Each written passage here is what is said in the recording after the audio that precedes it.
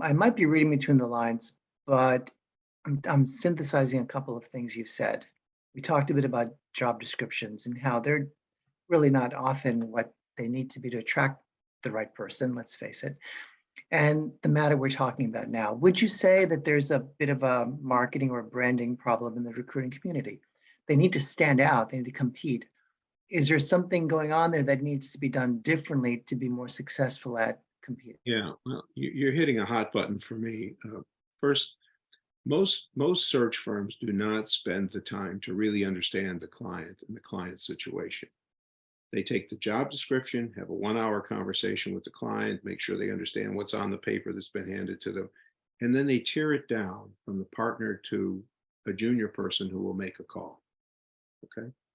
And when you receive a call like that, all they're interested in doing is checking the box that you've got this experience, that experience, and the third experience that the client seems to want. And they don't even know the candidates. And it becomes very difficult to break through and get to the next level, which is to really have a discussion.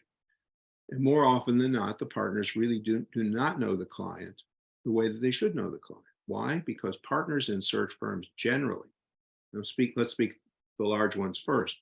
They are partners to the firm economically, but not to each other. They're not true partners in a circle of partners. Their economics come by dividing the fees with the firm, or if they have to bring in another partner, dividing it with that partner and the firm. So it becomes very difficult for candidates to navigate that.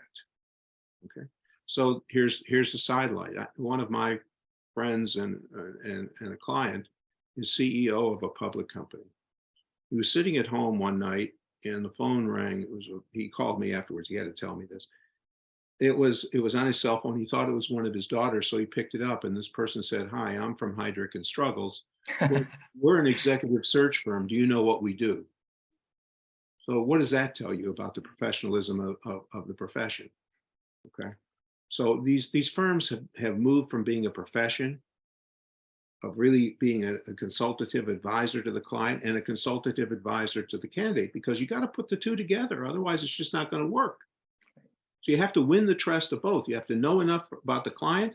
You have to know enough about the candidate. You got to understand strategically where the client wants to go, and you have to understand where the candidate is really of a mind and of a substance to help that client get there, with an understanding, above all, of the culture in which they're going to work. So this plug and play, which I call it, is why if you look at the statistics of search firms, that's why, they'll argue with these numbers for sure, but the numbers we hear is in the 60% completion rate. We're at 98%, but it's because of the investment we make and we're not volume driven. So if you're a candidate, get rid of Joel's commercial here, but if you're a candidate, your job is to somehow satisfy them, because you need them in order to get to the real decision makers. So trying to debate what's on the paper that they're working on, or the level of the person you're talking to, probably won't get you to the next level.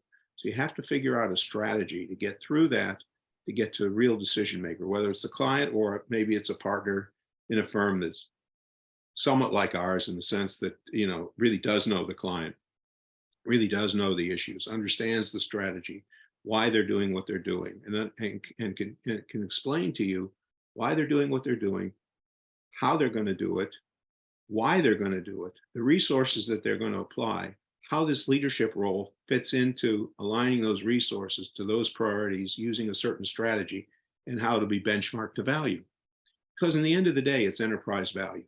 So when we do these kind of searches, the question that my partners and I ask, it's universal in our firm, is if we were the owners of this company, or we were the CEO of this company, and our resources were about to be applied, and our board was really microscopically looking at how we do this, is the candidate in front of us one that we would stake our career on?